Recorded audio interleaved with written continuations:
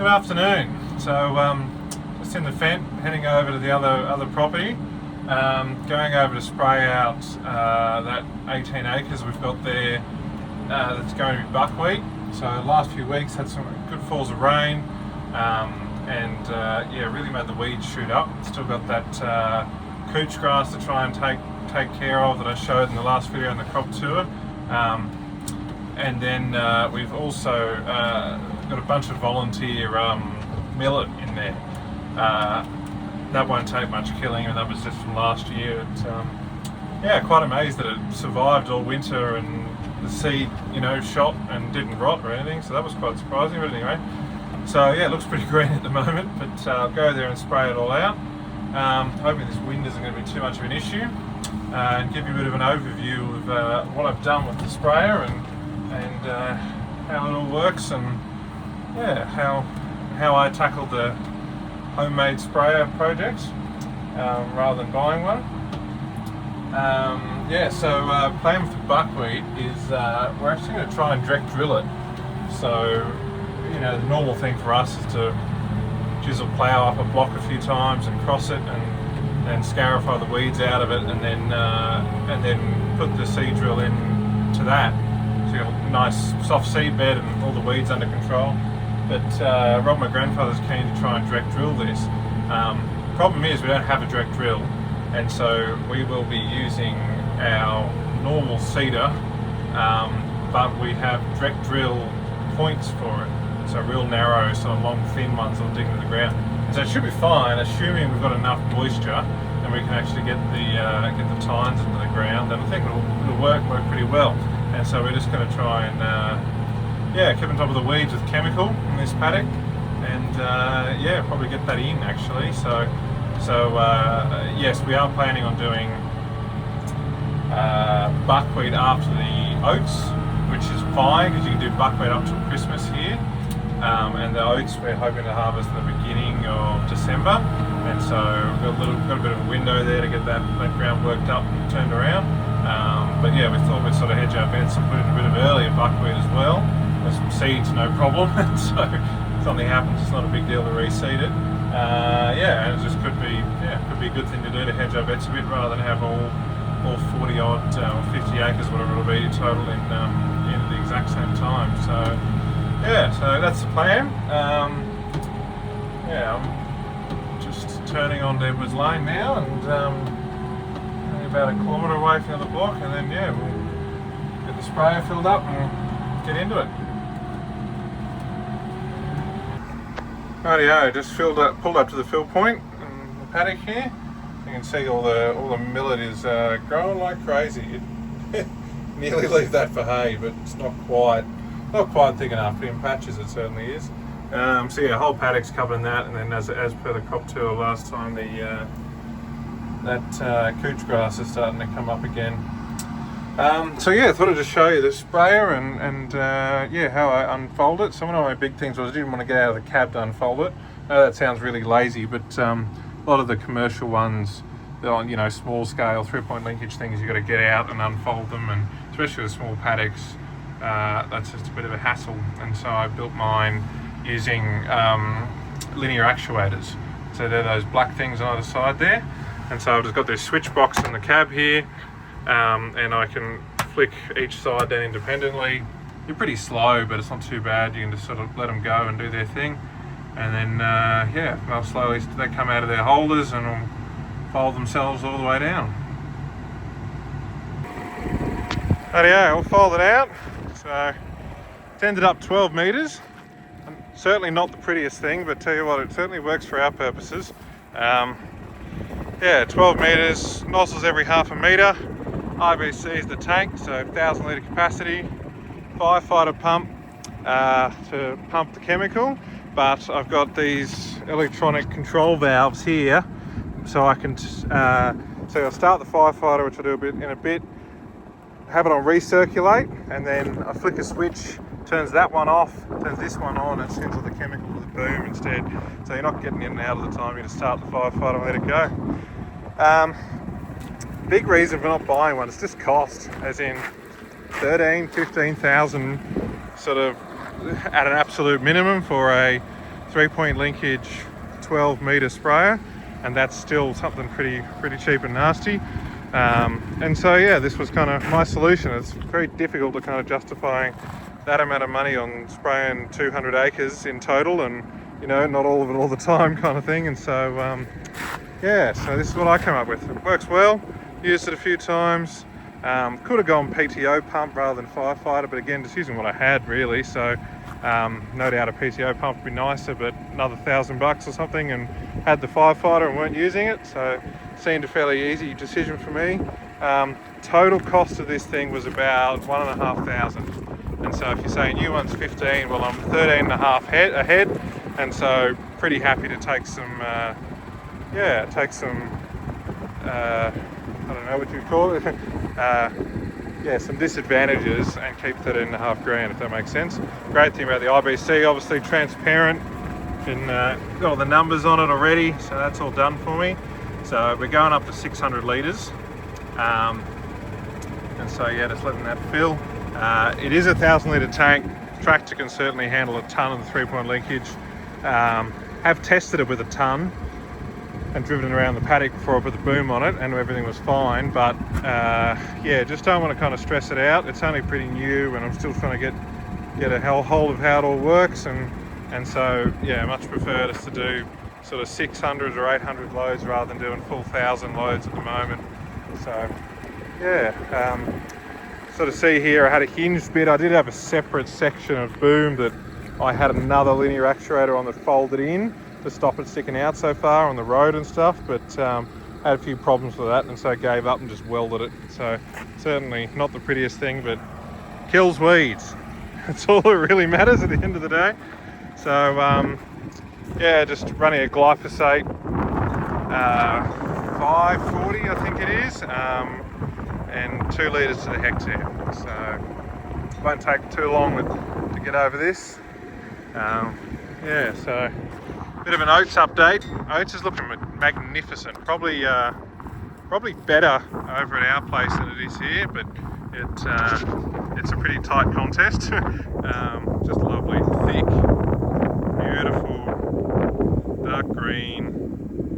There's a lot of heads there, a lot of heads in that paddock, and so very happy with that. Rightio, all loaded up, on our way. It's just mixing. Got it recirculating there. Get all that chemical mixed in nicely.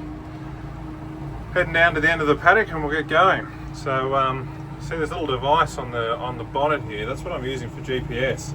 So so it's probably a whole nother video and a whole nother story. But we actually imported this tractor out of England, and because we bought it new, but because we bought it just in a showroom at it was online, as in the dealer Alan Snow, and you see they got their thing up there.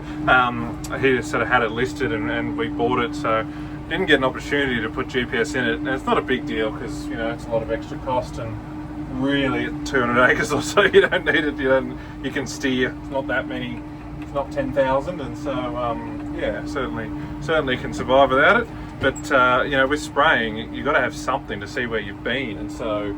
You know, we've done foam markers in the past, and I've done spray dye in the mix, so you can, you know, you paint the paddock pink and see where you've been. But all right, this is sort of the easiest option. So this is actually also made in England. It's a little device called an Agrison on track. You might be able to see the text there, and so it magnetizes on, and yeah, then hooks to your iPad or iPhone or whatever you got. And yeah, this kind of tells you how you're tracking. And so we'll pull up here, and so I've got this farm in. I've got my AB line set. I'll hit the little tractor icon to tell it to start marking. Then I go here to this switch and flick that all the way up, and then my nozzles should start. Yep, they're going, and then we're off. So just covering that edge there. Also, just trying to be real careful because. Oh, it's very rough here, and also incredibly nervous about spraying next to that oats. Do not want to kill it a month out from harvest, that is for sure. But I don't think that's going too far. And so you can see this is starting to mark up here. Now, of course, AB line doesn't matter here. Just doing the headland. Yeah, we'll get to the end here, and I don't think I'll have to do a new AB because I've saved this paddock, and so as long as it's roughly right, we can sort of, out of lap doesn't matter anyway, so we'll just follow the fence. About halfway up the paddock now, and this cooch is shocking. So rather than millet there, you can see that's cooch all the way. Pretty well all that green stuff. It's hard to see them out there. There's a mixture of it. There's a bit of both, but yeah. Anyway, I'll hopefully get rid of it.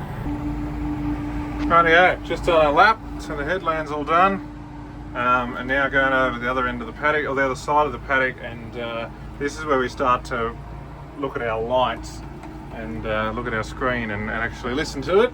So yeah, because of course headland, you're just following the fences really, it doesn't really matter about anything else. So we'll just get up here and sort of turn in to line up that line, up and like that. So for anyone that hasn't used these things before, you pretty well want to keep the green line in the center all the time, and if you get a red line, it means you're too far that way. And so at the moment I'm a little bit too far left, but not super far left, because there's more lights that aren't on, if that makes sense. So I'll just get myself lined up here.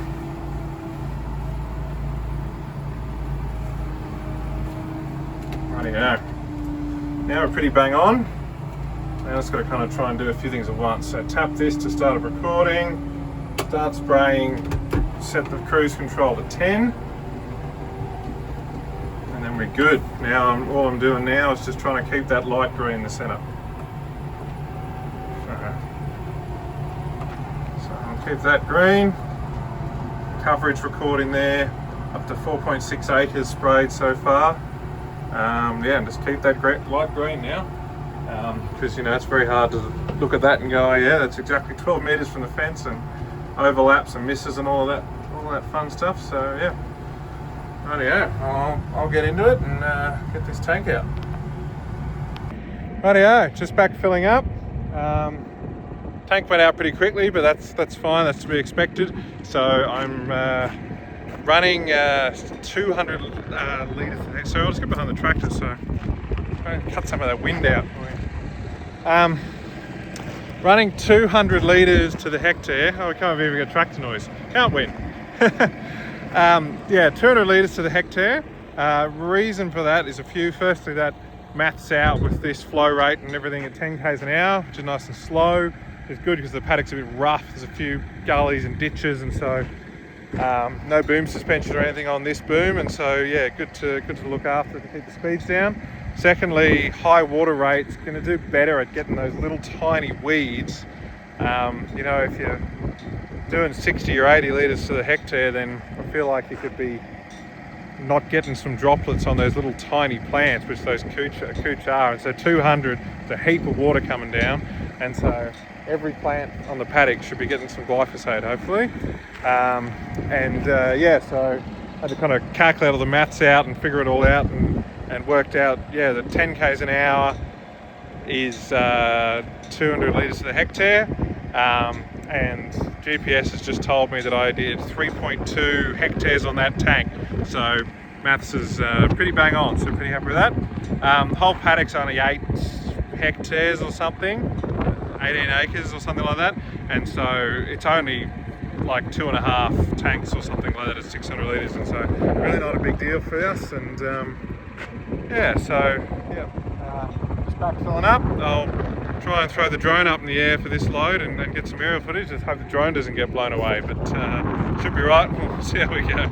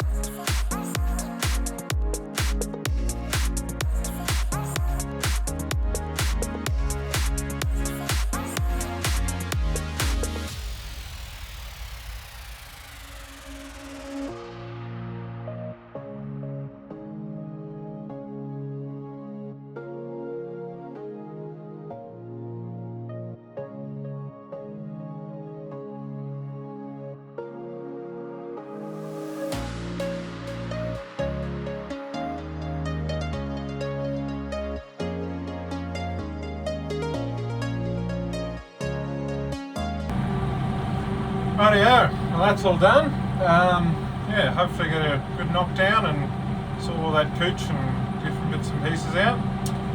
Just on the road, cruising back home.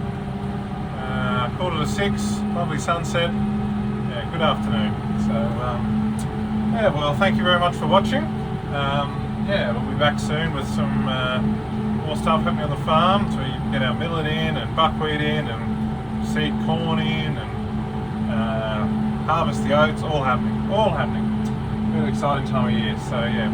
Rightio, well until then, thank you very much for watching. I'll see you next time.